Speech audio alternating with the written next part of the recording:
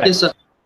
Okay, right. We are on recording mode, so I'll straight away project the my screen, and today we'll discuss the various themes of Tom Jones, and we'll also discuss the presentation of women characters within the novel.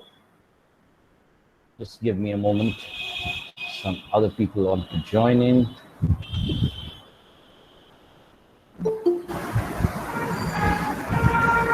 Right. Okay. So I hope the PowerPoint is visible. Is it? Yes, sir. Right. Okay. So let's get back to the other themes of Tom Jones that we need to briefly discuss. Now, we've discussed plot, and we've talked about Fielding's dexterity in plot construction, reminding you of Coleridge's comment that it's one of the most perfect plots ever planned. We've talked about characterization, and we've seen how Fielding is using walking concepts, round characters, and Fielding's characterization is leading to this Enlightenment idea about perfect human nature, and which will constitute of a mix or a combination of benevolence and prudence, right? And we've also looked at the prefatory chapters and argued that Fielding is, for the first time, creating a theory for the novel, right? In the absence of an articulate theory, and conscious that he's creating a new form, Fielding is creating an initial theory of the novel, and he's setting out the codes of realism. And at the same time, we've seen how the interface between the author and the reader is perpetually making us aware that this is a work of fiction, and that this fictionality of the novel Fielding is foregrounding, so that it is also one of the earliest examples of metafiction, a paradox, isn't it? At the same time, somebody's laying down the codes of realism as well as laying bare the codes of realism, right? Therefore, in that sense, Fielding's novel is a very interesting work of art, in that it is in that sense extremely self-conscious in its approach. Now, but there are certain issues which we need to also look at in terms of the overall economic and social structure of society, and therefore I just foregrounded some of them. You can see them on the PowerPoint there.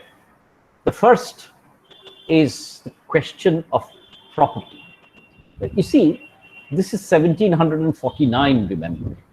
We've already seen how the landed gentry is gradually being progressively marginalized in society, right? It's not an abrupt change, but if you take a look at the economics of the age, then the rising merchant class, trading class, concentration in the cities automatically mean that the role of the landed gentry is undergoing a significant and qualitative change. Added to the fact remains the colonial, in the sense that no longer is the economy based on agriculture. It is now based on manufacture, right? We don't have as yet a proper revolution in terms of industry, but more and more people are migrating to the cities. And therefore, once again, the focus of the economy is shifting from the feudal mercantile base to a base which is based on manufacture, export, colonialism. And therefore, Sir Andrew Freeport is as important in this society as is Sir Roger de Coverley in the Spectator Papers. Now, viewed in this perspective, can we argue that Fielding, who was part of the landed gentry, is trying to go back to a certain feudal root, and that the protagonist of the novel is not merely Tom Jones, but equally Paradise Hall? Why do I say this? Now, there are certain echoes of Paradise Hall that you can see. And if you're asked a question on the reference to the myths, I've already specified the myths you have to use. The myth of Genesis, the myth of Odysseus, Tom as the modern Odysseus, Tom as the modern Telemachus, Tom as the modern Oedipus. But this myth of Paradise Hall, of an archaic, almost distant, idyllic society, is presented through the Allworthy estate.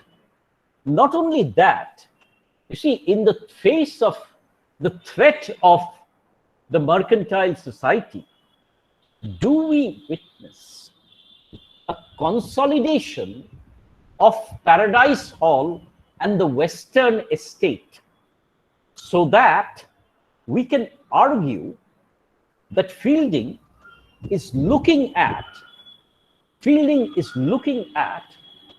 a certain consolidation of the feudal hierarchy against an aggressively urban manufacturing society.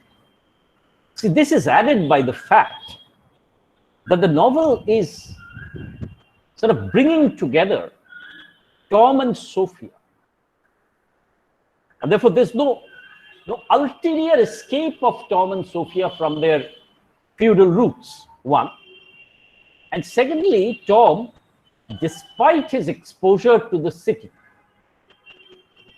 despite his adventures on the road, ultimately within the cyclical structure of the novel, comes back to Paradise Hall.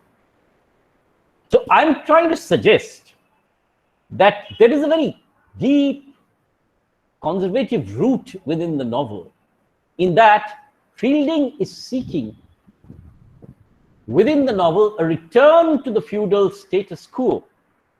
In fact, a consolidation of the feudal status quo. And it is here that I see Paradise Hall to be extremely important within the context of the novel. The second thing that I would like to bring to your attention is the theme of the bastard. Now, if you take a look at that phrase, of course, Fielding does not use the word bastard. It's used by, he's using the word foundling, but he refers to it as the kind of a person who's illegitimate, of illegitimate birth.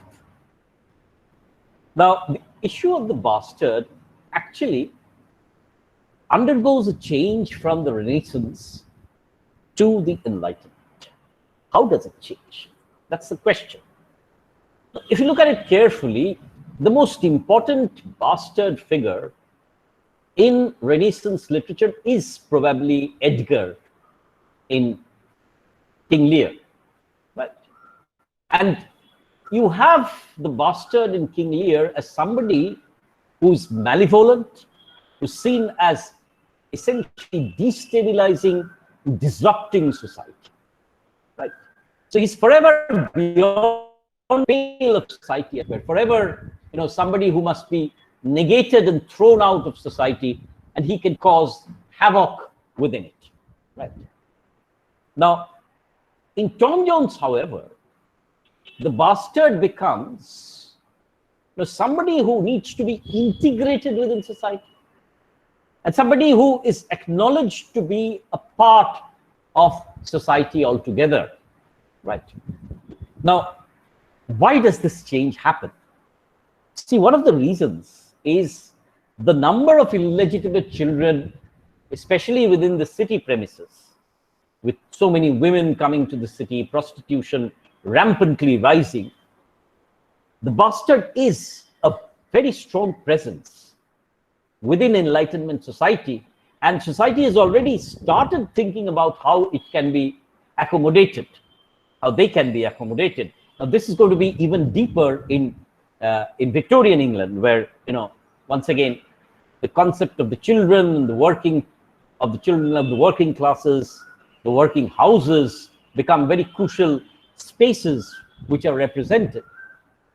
But in the 18th century, we locate a kind of a movement from the bastard as extraneous to society to the bastard as somebody who needs to be integrated within society. And the aggressive social mobility of the bastard seems to be a kind of a virtue. Now, you see, once again, see this. Identity is very often rootedness, right? You identify yourself with the place where you are born, where you grow up, where your roots are, where your ancestors are. Now, within the 18th century, what we locate is a very strong push away from that root, right, towards the city. So in that sense, although this may seem a little far-fetched to you, people are letting go of their identities and forging new identities within the city. And therefore, this foundling concept has a new kind of a vitality. And that, I think, is very important to the novel. But along with that, I want to bring in something else. And that is the status of the novel. Can I argue that at this point of time, the novel too is a bastard, is a foundling, which does not have an identity, right? Part of its identity is derived from respectable literature, romance, epic, comedy, myth. Part of its identity, of course, is drawn from what is called low literature. Pornography, criminal biography, prostitute's biography, sexual desire. So the novel's identity is equally indeterminate. And therefore, like Tom Jones, the novel too is a foundling that is in search of its identity. And just as Tom finds an identity of respectability, similarly, the novel too is brought through its plot and moral structure within a position of respectability. It is in this sense, therefore, that I think that this issue of the bastard becomes a major issue in Tom Jones. So I've raised two themes here. One is the theme of property, and the other is the theme of birth, illegitimacy, and the bastard, both of which are very important themes in Tom Jones. Now, the third issue that I want you to ponder upon is the woman question. Now, this question about the woman, as you can see from numerous texts, was one of the most major issues in 18th century fiction. We've already seen in amatory fiction how the woman writes the novel, the woman reads the novel, and the woman becomes the protagonist of the novel. And I've suggested that in order to make the genre respectable, Richardson is turning the amatory fiction inside out, so that Pamela, instead of being a figure who explores sexuality, becomes a figure of virtue. Right? Therefore, my argument here is that whether you like it or not, the woman becomes one of the most important themes, the woman question, idea of a companionate marriage, idea of female education, of female agency becomes crucial to the development of the novel. Along with that, of course, you have the rise of very powerful women like Mary Wortley Montagu, Mary Astell, and of course, at this point of time, several women novelists like Sarah Fielding, Fielding's own sister, Frances Burney have started writing. So Fielding is engaging with the woman question. Now, how is he engaging with the woman question? That's the concern that we have. Is it a very radical engagement? Or is it a more conservative engagement that we are looking at? This is the question we need to pose. Now, Fielding, in a certain sense, is extremely brutally honest. And he rejects any particularly virtuous notion of the woman. The woman must be an abstract, an absolute figure of virtue. Fielding rejects that. And he rejects that right away by rejecting Pamela and parodying it through Shamela, where the woman, Shamela rather, is seen as manipulative, so that she uses her sexual body as a way to trap a nobleman into marriage, a nobleman into marriage. Right. Therefore, Fielding's approach to this question of the woman is not ideal or abstract. It is extremely realistic. Right. Fielding sees women as possessing desire and women as possessing a lot of intelligence as well. Therefore, women can equally be manipulative as the man. If you take Sophia Wester, then Sophia seems to be the ideal concept of female virtue, right? That she's steadfast in her loyalty towards Tom Jones, the man she loves.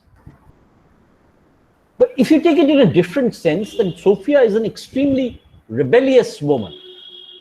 She threatens to disrupt the class hierarchies within society by choosing a foundling. Right? It's almost a reverse Pamela, isn't it? That the high society woman is choosing somebody who has no identity at all.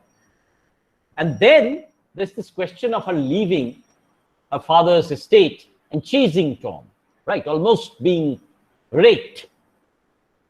Therefore, Fielding is aware of female rebellion and the desire for agency. But if you look at it carefully, it is the father who ultimately rescues her from being raped. When Lord Fellamar is about to rape her, then it is, after all, Squire Western who must come to her rescue, right? So, also remains the fact that at the end, her rebellion turns out to be merely a consolidation in the sense that she marries the rival or the adjacent estate owner's nephew. So, Fielding promises a kind of a radicalism, but in terms of class structure and also in terms of the female agency, the plot structure of the novel actually turns out to be extremely conservative, right?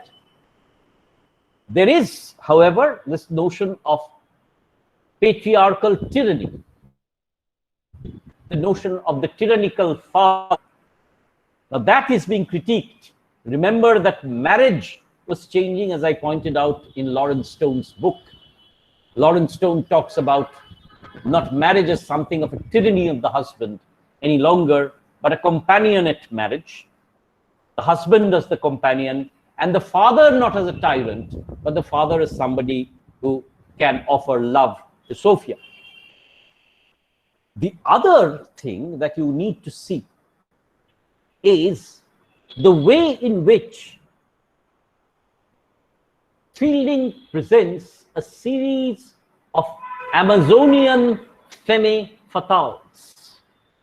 The woman as aggressively sexual. And here we see three women right away in each of these three segments. Molly Seagrave, who uses her body to get both money and favors. Mrs. Waters, who has no qualms of hopping into bed with Tom Jones.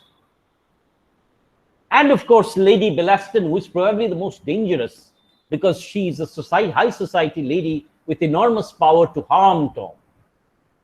There's of course again Mrs. Fitzpatrick, who once again, despite her marriage, is forever looking at illicit affairs.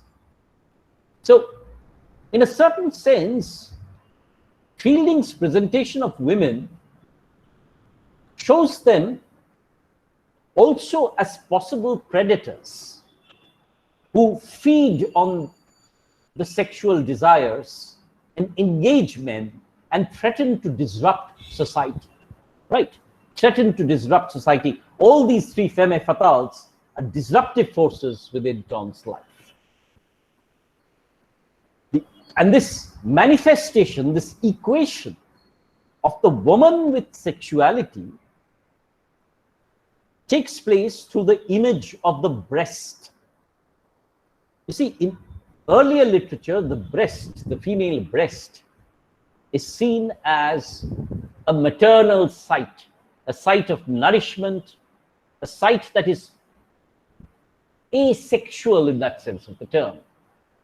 In Tom Jones, however, there are repeated allusions to Mrs. Waters's white breast, Molly Seagrave's breasts. So the breast, the female breast, becomes a site of locating sexual desire.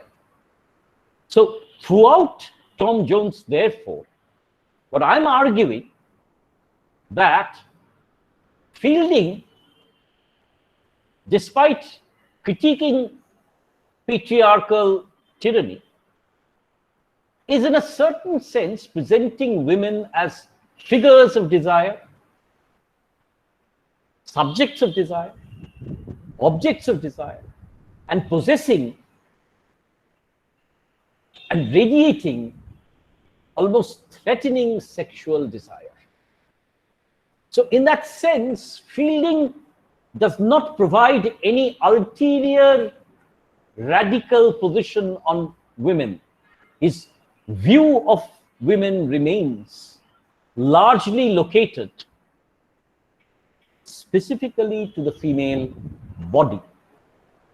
It is in this sense that I've asked you a question at the end, that despite their difference, Richardson and Fielding, Richardson is talking about female virtue in Pamela, which is rewarded, female lack of virtue, which is punished in Clarissa. Despite this difference, at the end of the day, for both Richardson and Fielding, is the woman all about body rather than education or intellect? Are they all, at the end of the novel, if we consider, equally patriarchal?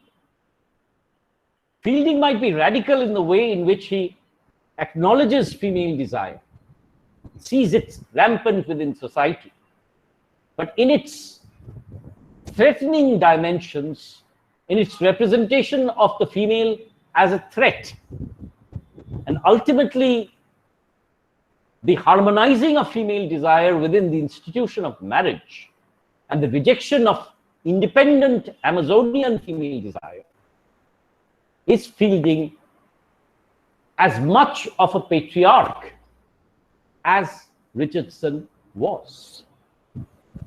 So these are some of the issues I think which need to be discussed. We've talked about the other ideas of the novel.